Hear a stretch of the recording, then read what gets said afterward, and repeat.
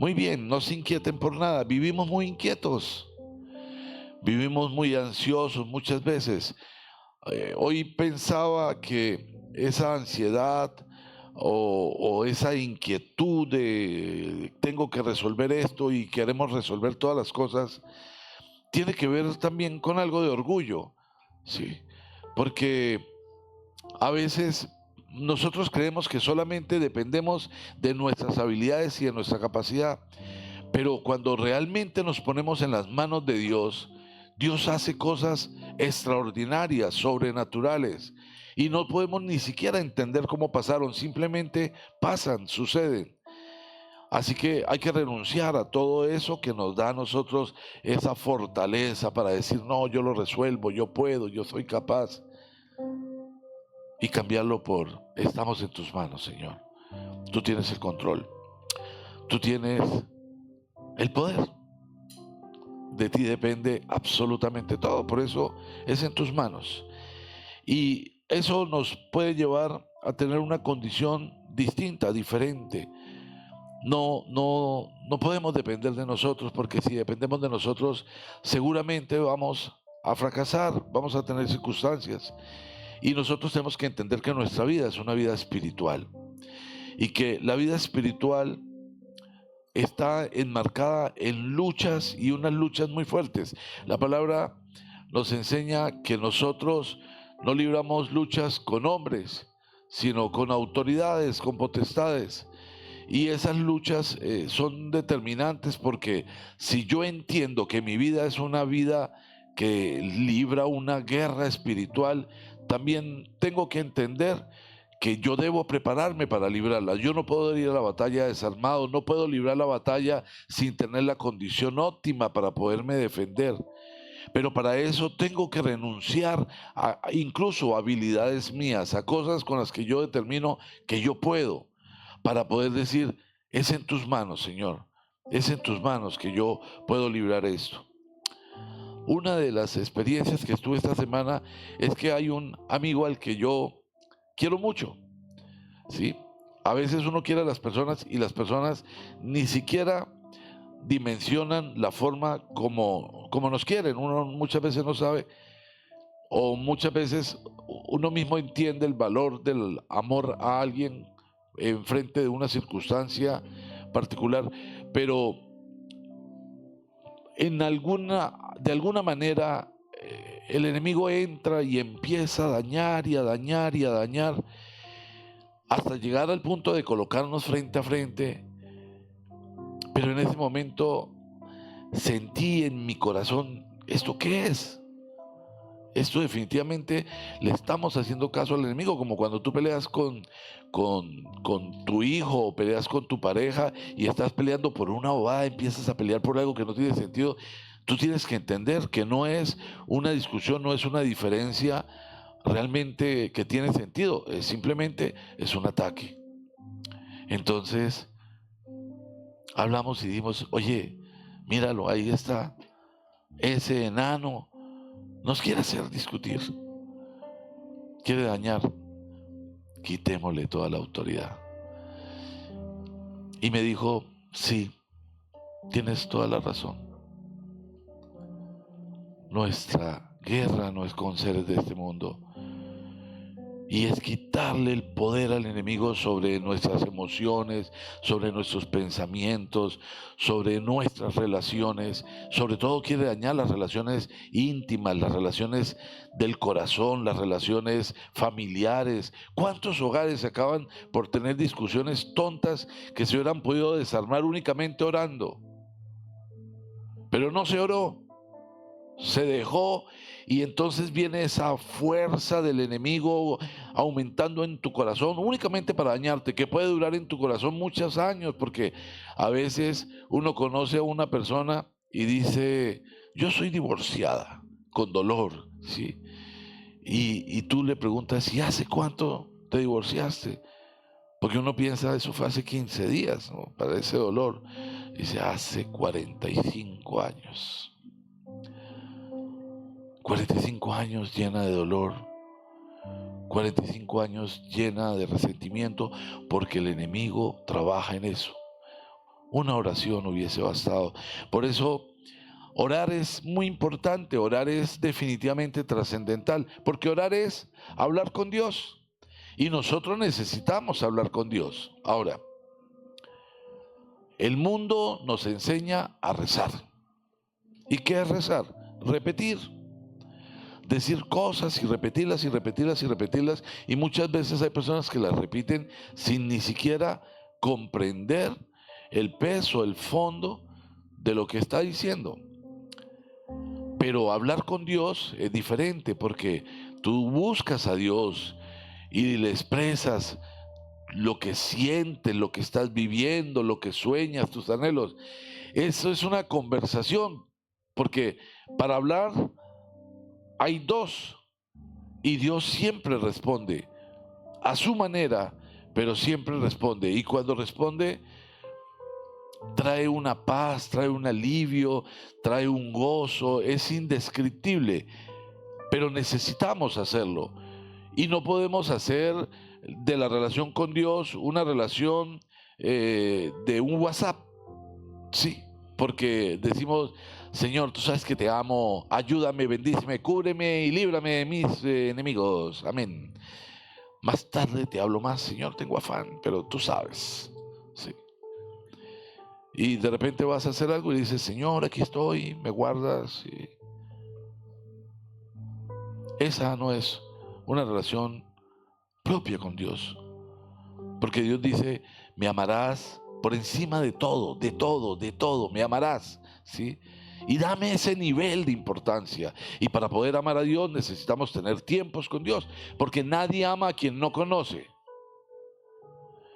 Así que se hace indispensable conocer a Dios, y lo conoces únicamente por medio de su palabra, ¿sí? Tienes que bajar la Biblia de ese mueble donde la tienes abierta en un salmo y leerla. Hay muchas Biblias que la única página que está amarilla es la página del salmo que le gusta, el 23 o el 91. El resto de la Biblia está nuevecita. Pero es el manual de vida. Y es la manera como Dios nos habla, la manera como Dios nos instruye, como Dios nos guía, como Dios nos muestra lo que tenemos que hacer.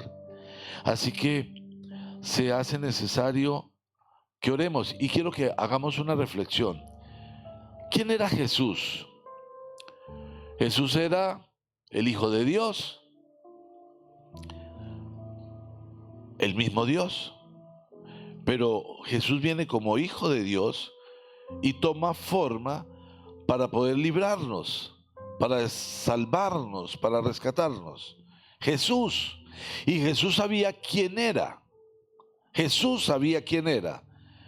Y Jesús instruía y enseñaba. Él vino a ilustrarnos que era por medio de las buenas noticias que vendría la gracia, y no por medio del cumplimiento de la ley, sino por medio de entender la gracia, de entender el amor.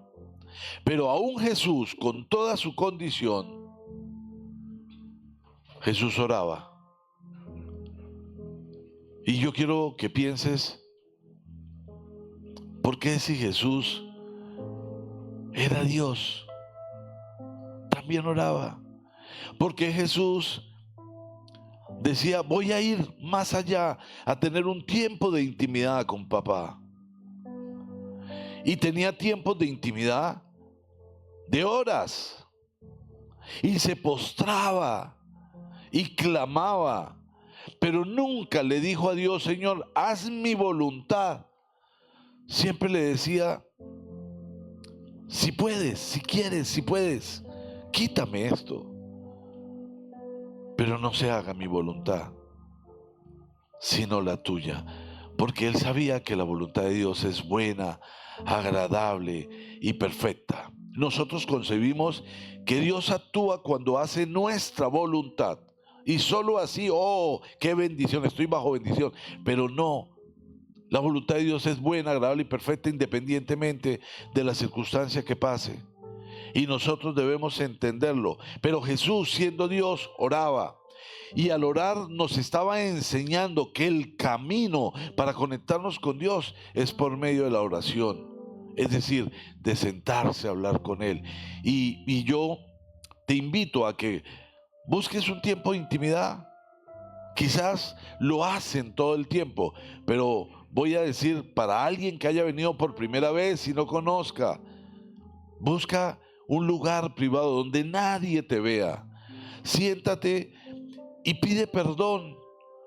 Pide perdón de manera genuina. Y si pides perdón significa, estoy diciéndole a Dios: Señor, esto que he hecho no está bien, pero no lo quiero volver a hacer, no lo voy a volver a hacer, ayúdame, porque yo en mi fuerza soy débil y posiblemente hoy voy a volver a enojarme y voy a estar muy enojado, voy a volver a pelear, voy a volver a decir una mentira, voy a volver a hacer cosas que no te agradan, pero en mi fuerza no soy capaz, pero con las tuyas sí, Señor, y por eso vengo a pedirte perdón y a pedirte que me des de ti, para yo poder presentarme delante de ti limpio. Porque el pecado te aparta de Dios. Y si hay un pecado y tú dices: pero yo no peco, yo no mato, yo no robo, pero tú murmuras, entonces preséntale a Dios: Señor, mis labios son murmuradores y sé que son desagradables a ti, son sucios, límpialos, Señor. Pero tú dices: no, yo no murmuro, pero es chismoso. Te iba a contar, pero mejor no te cuento porque... No, ¿para qué? No. Y está que chismosea, ¿no? Pero se encuentra con otros chismosos y dice: no, ya me picó, cuente. Contame para que oremos, ¿sí? Y resulta que entraron en algo que no está bien. Padre, perdóname, ayúdame. Pero yo realmente quiero una transformación, quiero vivir de una manera distinta. Y eso te permite entrar a tener un tiempo con Dios. Y ese tiempo con Dios se convierte en un tiempo especial y tú escuchas alabanza, lees palabra, hablas con Dios. Dios te instruye. Te aseguro que esa experiencia no permite que salgas de la misma manera. Pero si no manejas estas oportunidades extraordinarias, yo tendría que preguntar: ¿qué estás haciendo con tu vida? Porque si la vida no me permite acercarme a Dios, en la muerte no tendré oportunidad. En la muerte no tendré oportunidad. Dice en el libro de Efesios, en el capítulo 3, en el versículo 14. Efesios capítulo 3, versículo 14 al 19 dice: por esta razón me arrodillo delante del Padre, de quien recibe nombre toda familia en el cielo y en la tierra. Le pido que por medio del Espíritu y con el poder que procede de sus gloriosas riquezas, los fortalezca a ustedes en lo íntimo de su ser, para que por fe Cristo habite en sus corazones. Y pido que, arraigados y cimentados en amor, puedan comprender junto con todos los santos cuán ancho y largo, alto y profundo es el amor de Cristo. En fin, que conozcan el amor que sobrepasa nuestro conocimiento, para que sean llenos de la plenitud de Dios. Y esto lo está diciendo el apóstol Pablo. El apóstol Pablo tiene unas circunstancias muy particulares que nos pueden ayudar a entender, esas circunstancias ayudar a entender lo que estaba enseñando. Efeso era una comunidad extremadamente rebelde, con una influencia terrible del mundo. Y la iglesia de Efeso estaba muy contaminada porque permitían que pasaran muchas cosas que no estaban bien. Aceptaban y eran permisivos con el pecado. Y por eso Pablo dice: es necesario arrodillarse delante del Padre, buscar intimidad con Dios, para que puedan entender lo que está pasando, para que puedan verlo y tengan la capacidad de ser totalmente distintos y ser llenos a la plenitud de Dios.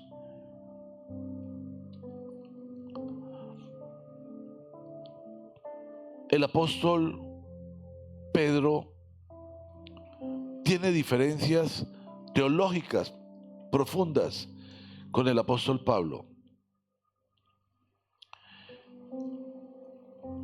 Y hay pasajes bíblicos donde uno puede leer: yo soy de Pablo. Sí, eso marca una diferencia muy grande. Yo con aquel. Pero los dos eran apóstoles. Y resulta que Pedro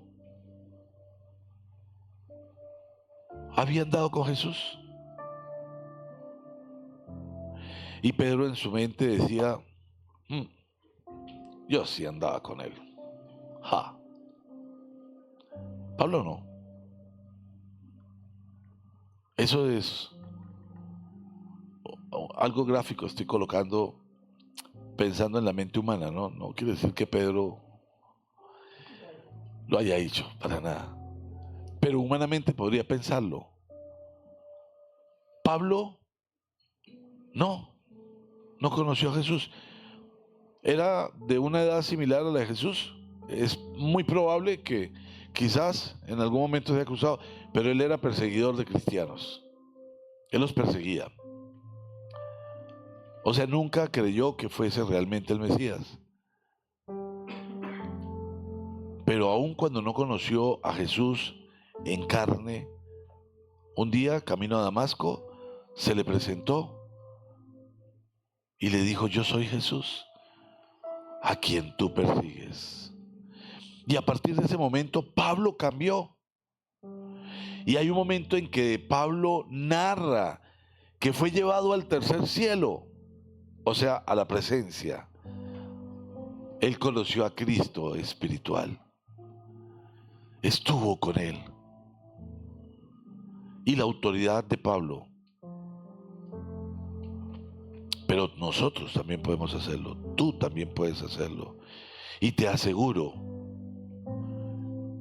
que si realmente te postras delante de Dios de manera genuina, si realmente lo buscas, si encuentras la gran oportunidad de que tu vida sea diferente y programas lo que viene después de, porque aquí estamos de paso, somos efímeros, pero si encuentras poder ir y tener esa relación con Él, todo va a cambiar. Aún aquellos sentimientos duros. ¿Qué es lo que endurece tu corazón? Las experiencias de la vida, los momentos que te lastimaron, las personas que te dañaron. Ellos endurecen tu corazón, pero cuando tienes un encuentro con Jesús, todo eso se desvanece, todo eso se esfuma, porque hay un gozo indescriptible, un gozo que ya no tiene nada de suciedad. Te vuelves totalmente limpio, puro, pero es la presencia de Él. Es necesario que nosotros lo busquemos. Así que los apóstoles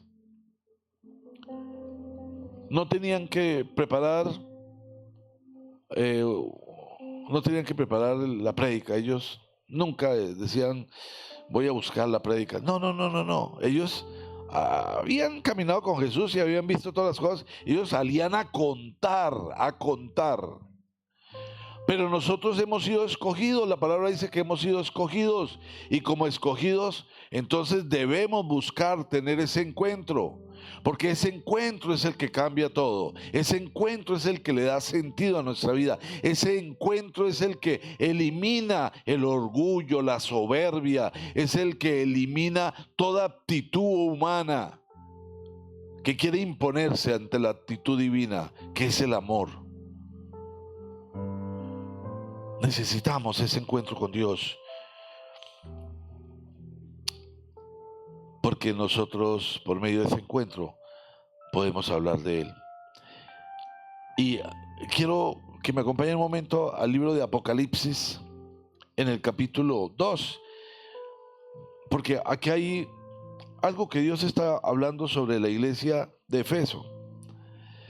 Dice en el capítulo 3, Efeso capítulo, Apocalipsis capítulo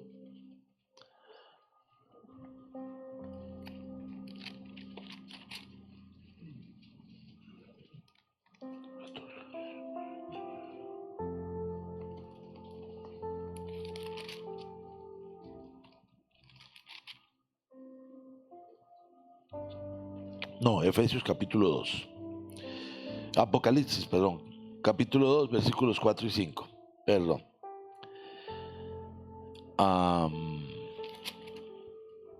Dice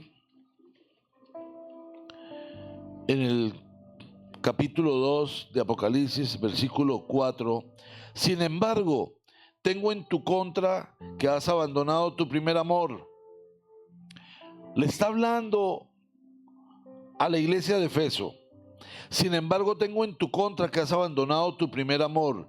Recuerda de dónde has caído. Arrepiéntete y vuelve a practicar las obras que hacías al principio. Si no te arrepientes, iré y quitaré de su lugar tu candelabro.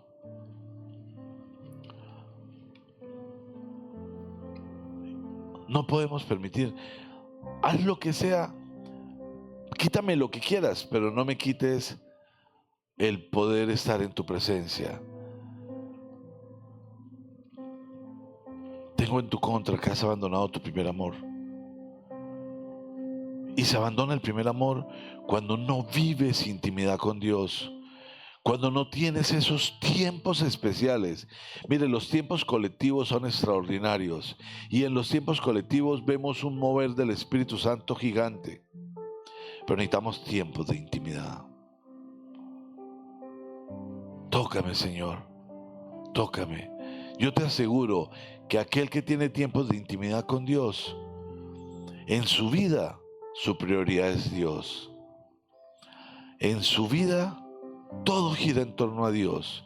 Y nosotros, en ese orden, entonces honramos a Dios en todo lo que hacemos, en todas las cosas que hacemos de nuestra vida, en todas.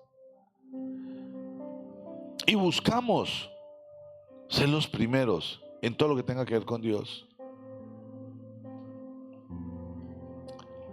Buscamos servir apasionadamente. Servir es un acto de gratitud muy grande. Y den gracias, y den gracias. Mi gratitud con Dios es tratar de devolverle un poquito de todo lo que Él me da a mí. Pero yo no puedo decir estoy agradecido. Gracias. ¡Hey! Y ya. Esa no es gratitud. Voy a darte un ejemplo. A ti te invitan unos amigos a comer y te preparan una cena. Y cuando llegas te atienden. ¿Tú qué piensas? Tengo que hacerles una atención. Sí, qué chévere. Quiero hacer algo especial. Tienes gratitud. Pero cuando tú simplemente dices, ¿y cuándo me vuelve a invitar? Sí. Oiga, últimamente no me invita casi. Eso no es gratitud, es que te gusta mucho lo que ofrece la persona, te gusta que te atiendan, pero la gratitud es diferente. Siempre quieres de alguna manera devolver de lo que te dan. Eso es amor. Así que cuando nosotros le servimos a Dios, estamos viviendo en gratitud. Y que no sea para nosotros la palabra, sin embargo tengo en tu contra que has abandonado tu primer amor. Y mira, el primer amor no significa, porque mucha gente habla del primer amor y piensa en alguien que conoció en la adolescencia. Eso no es el primer amor, eso es un amorío. El primer amor es el más importante. Y el más importante, el amor más importante es el amor a Dios. Ese es tu primer amor, el amor a Dios. Algunas personas tienen por primer amor a su pareja, a un hijo, a una mascota, a un carro, a un trabajo, al dinero. Pero el primer amor debe ser Dios, porque es el primer mandamiento. Amarás al Señor con todo tu corazón, con toda tu fuerza, con toda tu alma. ¿Lo amas de esa manera? ¿Es Dios tu primer amor? ¿Realmente es tu primer amor? Porque cada vez que se presenta la oportunidad de que hagas algo que no honra a Dios, tú piensas, si hago esto, no estoy honrando a Dios. En consecuencia, no lo haré.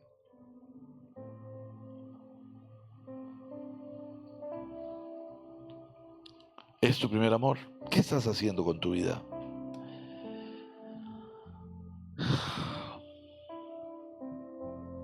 La transformación que deseas de tu vida, yo creo que todos necesitamos, anhelamos, deseamos una transformación, un cambio. Todos siempre estamos en pos de mejorar, de mejorar. Sí, siempre hay áreas en las que tenemos que luchar. Nunca estaremos totalmente libres. El apóstol Pablo en alguna oportunidad dice, una espina me ha sido clavada y le he rogado a Dios que me la quite, pero siempre me ha dicho que no. Porque mi debilidad fortalece mi relación con Dios. Necesitamos entender que dependemos de Dios. Entonces, pero dice que la transformación que deseas en tu vida se esconde detrás de lo que quizás haces poco. Orar. Orar. ¿Quieres la transformación? Busca más tiempos con Dios. Más tiempos con Dios. Menos religión y más relación. El Señor realmente quiere transformar nuestras vidas, pero mi conexión con Él me vuelve en que somos uno, Él y yo, porque Él estará en mí. Pero esa relación se da si yo realmente lo busco, si tengo mis tiempos especiales. Qué rico que tú estés orando y el final de tu oración sea como cuando tienes la novia o a la esposa y estás de viaje. Y entonces, ¿qué más? No, eso fue todo. Ok, está bien, mi amor. Pues sí, entonces hablamos mañana, ¿no? Bueno, está bien, pero cuelga tú. No, cuelga tú. No quieres colgar, no quieres terminar esa comunicación, quieres que continúe. Así es tu oración. Como que voy a parar, pero no, Señor, quiero otro poquito más de tu presencia.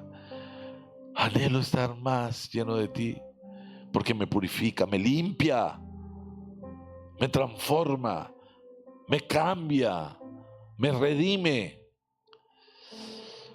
Ahí está la transformación que buscas en la oración. No está en un financiamiento bancario. Yo te aseguro que no está allá.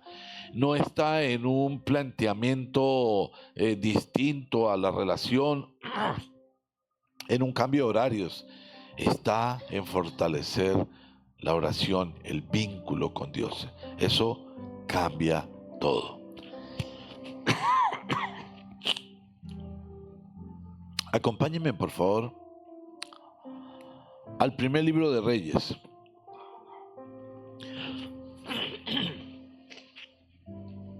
Y vamos a leer en el capítulo 1, perdón, en el primer libro de Reyes, en el capítulo 3. Vamos a leer del versículo 3 en adelante.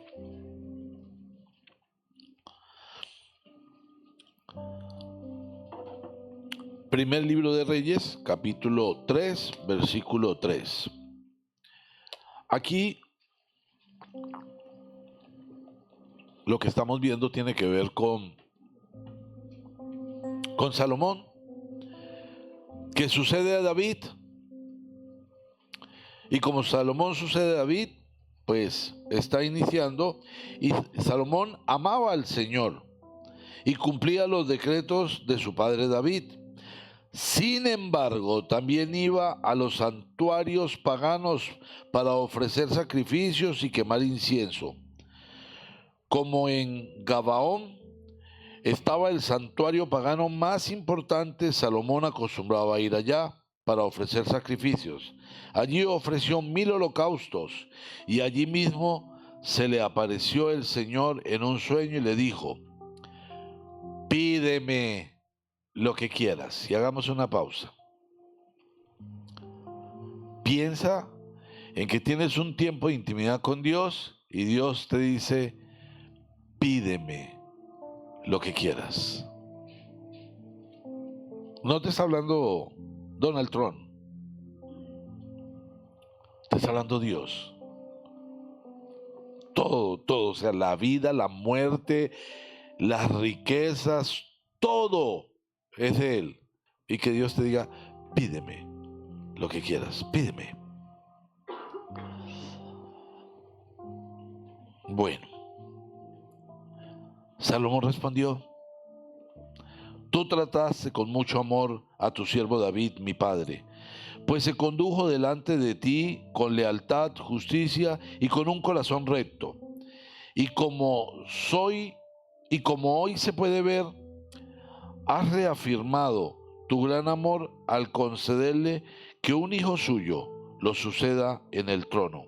Ahora, Señor mi Dios, me has hecho rey en lugar de mi padre David. No soy más que un muchacho y apenas sé cómo comportarme. Sin embargo, aquí me tienes, un siervo tuyo en medio de un pueblo que has escogido, un pueblo tan numeroso que es imposible contarlo.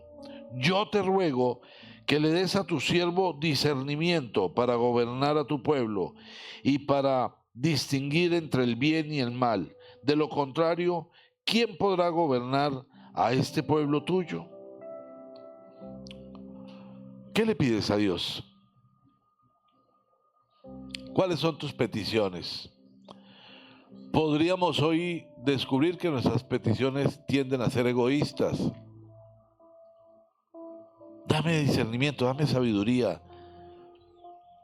Dice el Señor: como has pedido esto, y no larga vida ni riqueza para ti, ni has pedido la muerte de tus enemigos, sino discernimiento para administrar justicia, voy a concederte lo que has pedido. Y te daré un corazón sabio y prudente, como nadie antes de ti lo ha tenido ni lo tendrá después. Además, aunque no me has pedido, te daré tanta riqueza y esplendor que en toda tu vida ningún rey podrá compararse contigo. Si andas en mis sendas y obedeces mis decretos y mandamientos, como lo hizo tu padre David, te daré una larga vida. Eso fue un otro sí. ¿Sí? Terminó, pero le dice: pero si andas en mis sendas y obedeces mis decretos y mandamientos, como lo hizo tu padre David, te daré una larga vida. Bueno, le dio la sabiduría y le dio riqueza. Todo el mundo habla, es más, hay gente que todavía está buscando las riquezas del rey Salomón, que están escondidas. Pero Salomón murió a los 60 años. Incluso murió más joven que David, porque David murió a los 75. Dios le dijo: si andas en mis sendas y obedeces mis mandamientos, te daré una larga vida. Le dio la oportunidad de extenderse. Pero eso nos lleva a concluir: Y nos hace, bíblicamente lo podemos verificar, murió a los 60. Le faltó un poquito de eso para tener esa promesa. ¿Qué estás haciendo con tu vida? ¿Cómo la estás viviendo? ¿Cómo estás viviendo tu vida? ¿Realmente Dios ocupa el primer lugar? No hagamos el balance del año. Hoy, hagamos el balance de la semana. Esta semana podrías decir que tuviste tiempos especiales con Dios. Podrías decir, Dios ocupó el primer lugar. Podrías decir, he amado a Dios con todo mi corazón. Lo he puesto en lugares de honor. He tenido intimidad con Él como debe ser. Ok. Si yo tengo una relación con Dios, voy a aprender algo, y es que Dios es lo más importante. El que no tiene una relación con Dios, no tiene a Dios como lo más importante, tiene a Dios como Dios. Dios, o sea, Dios. Tú sabes, Dios. Tú y yo. Pero cuando tienes una relación con Dios, desarrollas una intimidad que también te genera el temor reverente. Es decir, le tienes temor a Dios, pero no un temor de qué susto, sino no le voy a fallar a Dios. No le voy a fallar a Dios, porque eso depende de mi futuro. Dice en Proverbios capítulo 1,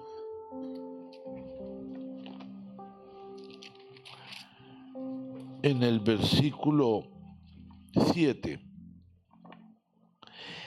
El temor del Señor es el principio del conocimiento.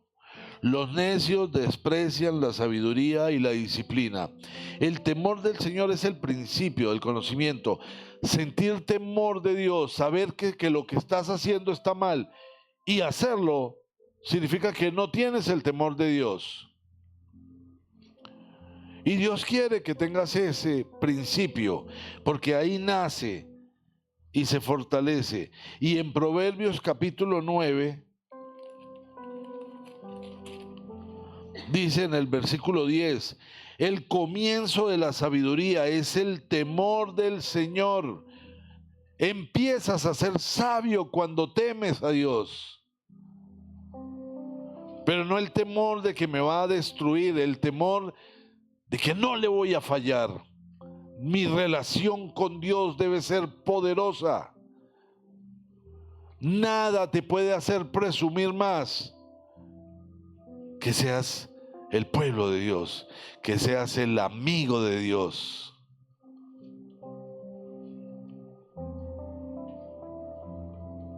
Esta semana me visitó alguien y me dijo, le pregunté cómo vas con Dios. Y me dijo, bueno, bien. ¿Para qué le digo bien? Le digo, o sea, estás en un término de unción total. Y dice, bueno, sin exagerar, yo diría que como un 20% no. Entonces le dijo, o sea que hay pecadillos. Y dijo, sí, pero poquitos, un 20%. Y cuando te miras al espejo, ¿qué sientes? ¿Qué ves ahí? No sé, a veces que estoy fea, a veces que estoy linda. Le dije, pero si miras con ojos espirituales, ¿qué verías? No sé. ¿Me puedes contestar? Dijo, no sé. Entonces me pregunta inteligentemente, bueno, y si tú te miras al espejo espiritualmente, ¿qué pasaría? Entonces le dije yo que Dios estaría ahí y diría, aquí está mi amigo Jorge. Pero yo quiero que eso sea absolutamente cierto. Y tengo que esforzarme para que sea así. Siempre. Siempre. Para eso no pueden haber esos pecadillos tiernitos. Dios quiere que realmente Él esté en el primer lugar de mi vida. Que sea mi primer amor, tu primer amor. Amén. ¿Qué estás haciendo con tu vida? Dice en el Evangelio de Lucas,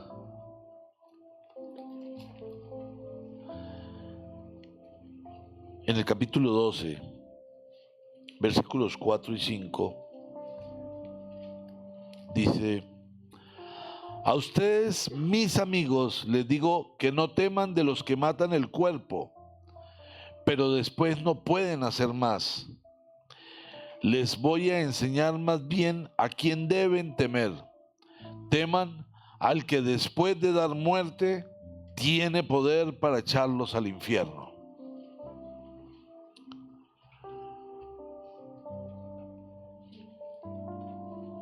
Y vamos a mirar lo siguiente. Hay una frase que dice que todo el mundo quiere ir al cielo, pero nadie quiere morir.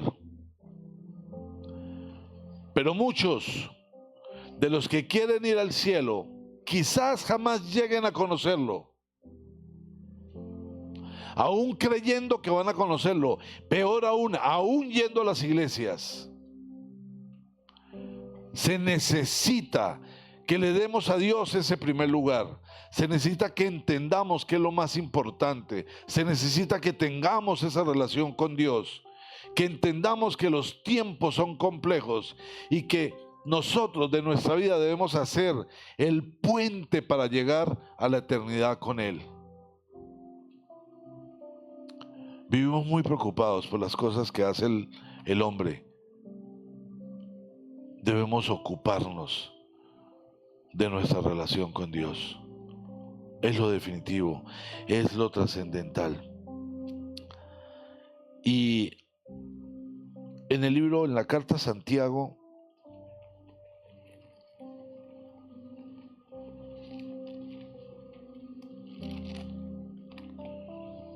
en el capítulo 4, dice en el versículo 8: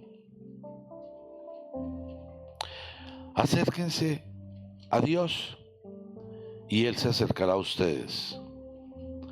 Pecadores, límpiense las manos. Ustedes los inocentes purifiquen, los inconstantes, purifiquen su corazón. Acérquese a Dios. Pecadores, límpiense las manos. Los inconstantes purifiquen su corazón. La pregunta: ¿eres constante en el Señor? ¿Constante en el asistir a la iglesia, en congregarte? ¿Eres constante en los devocionales? ¿Eres constante en tu oración? ¿Eres constante en estudiar su palabra? ¿Tienes pecados? Purifícate las manos. Pero Dios dice: acérquese a Dios, acércate a mí, acércate a mí. Acercarnos a Dios tiene un valor especial, un valor único. No podemos darnos la opción de no aprovechar ese llamamiento. Acércate a mí, dice el Señor. Y eso nos debe llevar a estar buscándolo en todo tiempo, en todo momento y en toda circunstancia. Porque cuando hacemos eso, hay algo muy particular. Hay cosas que inevitablemente nos van a doler, pero la paz de Dios sobrepasa todo entendimiento. Y necesitamos esa paz. Necesitamos comprender que Dios determina tiempos para todo. y que nosotros debemos tener el vínculo, la relación, para que podamos avanzar, para que podamos estar realmente del lado correcto. Una relación con Dios no tiene que ver con religión. Una relación con Dios tiene que ver con lo que yo decido de mi vida. Es posible que muchas cosas me hayan determinado resistencia. En la película La Cabaña colocan a Dios en la figura de una mujer, y el autor coloca la figura de una mujer porque para muchas personas la figura del papá no es buena. Entonces Dios es el padre. Pero lo que el autor quiere mostrar es que independientemente de la figura que sea, Dios es amor. Dios es amor. Y nunca, nunca, nunca, nunca nos abandona. Y a veces nosotros rechazamos desarrollar una relación con Dios porque hemos visto a personas religiosas hablar de Dios, pero vivir de manera totalmente contraria. Porque nos han lastimado, porque nos han herido. Pero Dios es perfecto. Los imperfectos somos los hombres. Y debemos buscar a Dios. Anhelar con todo el corazón tener una relación con Él, porque eso cambia por completo todas las cosas.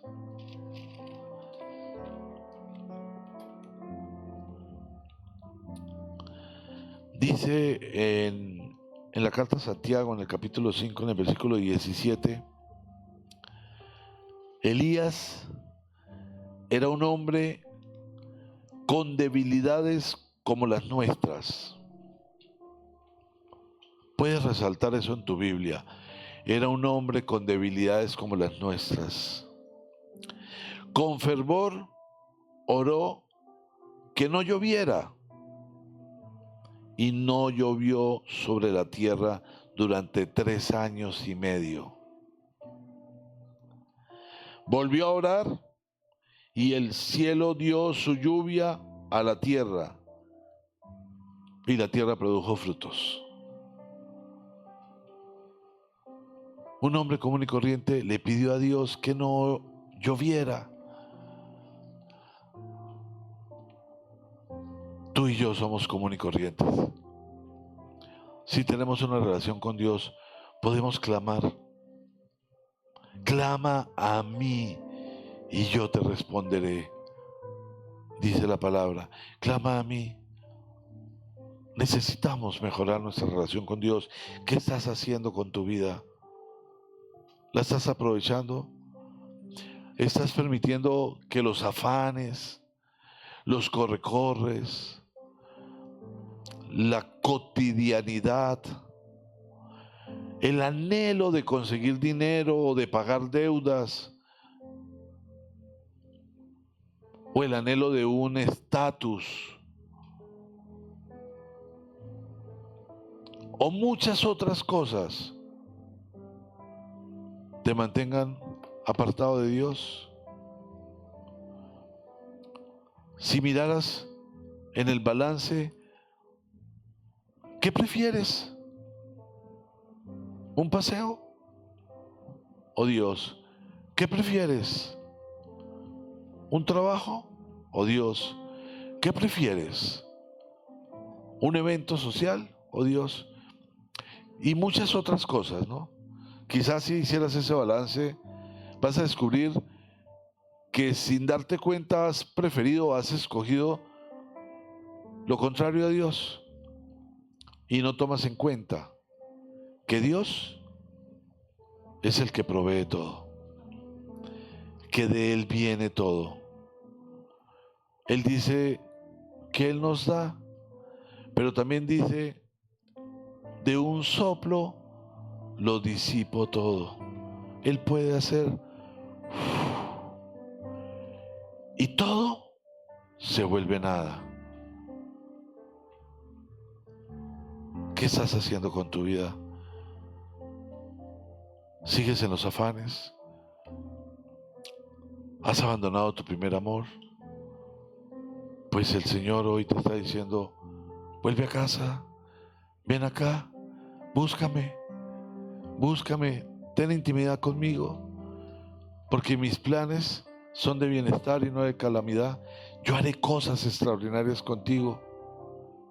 Voy a colocarte en lugares de honor, pero búscame a mí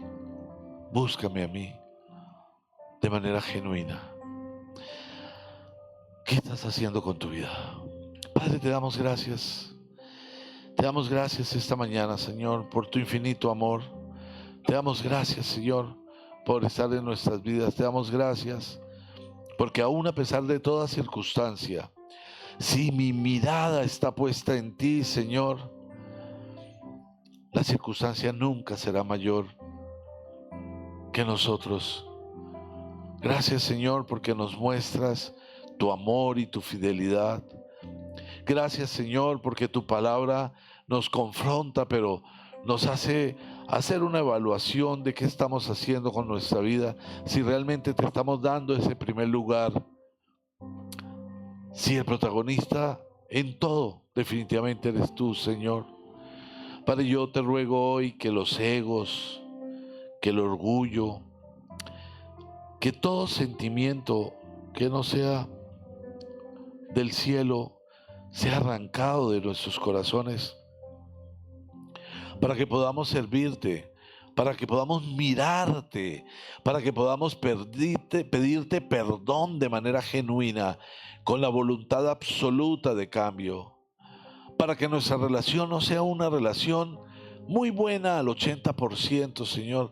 Ni siquiera queremos que sea una relación muy buena al 90%, Señor. Queremos que sea una relación excelente contigo, donde podamos ir confiadamente al trono a conversar contigo, Señor, donde realmente podamos cantar con alegría que a tus pies arde nuestro corazón,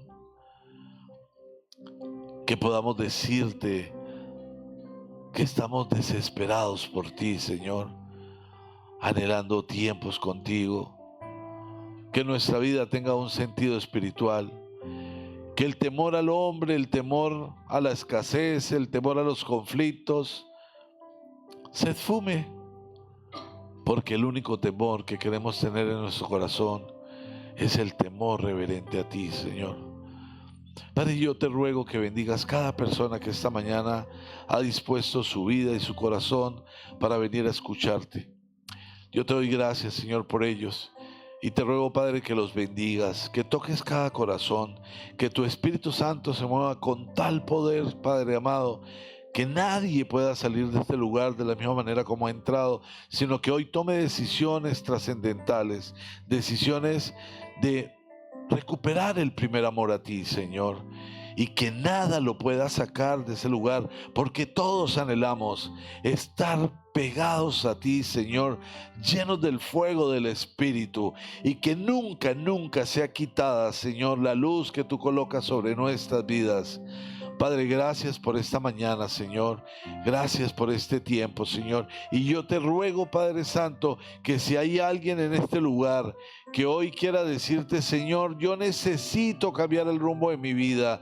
Yo quiero corregir el rumbo, yo quiero que las cosas sean diferentes. Simplemente levante su mano. Lo único que tiene que hacer es levantar su mano para decirte, Señor, hoy quiero cambiar. Hoy entiendo que necesito estar más cerca de ti. Anhelo y deseo estar más cerca de ti. Me he dejado engañar por el enemigo, me he dejado distraer, me ha cambiado los sentimientos, me ha envuelto en sombras y no me he dado cuenta, y hace que las sombras se vean como luz, Señor. Pero hoy vengo a ti a mirar con claridad y a decirte, Señor, yo quiero cambiar, quiero que mi vida sea diferente, quiero estar en tu presencia. Por favor, no te quedes sin tomar la decisión. Si sientes que debe tomarla, levanta tu mano, porque Él dio tu vida por ti, no le dio pena, no sintió vergüenza, y no pienses que nadie te está mirando. Jesús es el único que te está mirando. Así que te ruego que sin pena levantes tu mano, y todo el que haya levantado la mano repita conmigo, Señor Jesús, Esta mañana me presento delante de ti y reconozco que he vivido mi vida apartado de ti, quizás de manera religiosa, presumiendo y creyendo que vivo bien, pero hoy me estás diciendo, vuelve al primer amor, vuelve a mí. Así que, Señor, como estás tocando la puerta, yo te abro, te recibo como mi Señor y Salvador Jesús. Gracias por limpiarme de todos mis pecados. Padre amado, gracias por enviar a tu Hijo. Espíritu Santo, esta mañana yo te recibo. Te confieso que no soy capaz de hacer las cosas conforme a Dios, porque yo soy más fuerte, pero hoy renuncio a esa fuerza. Y por medio de ti, Espíritu Santo, tengo poder de Dios para cambiar el rumbo de mi vida. Y lo recibo para que así sea. Amén. Y amén.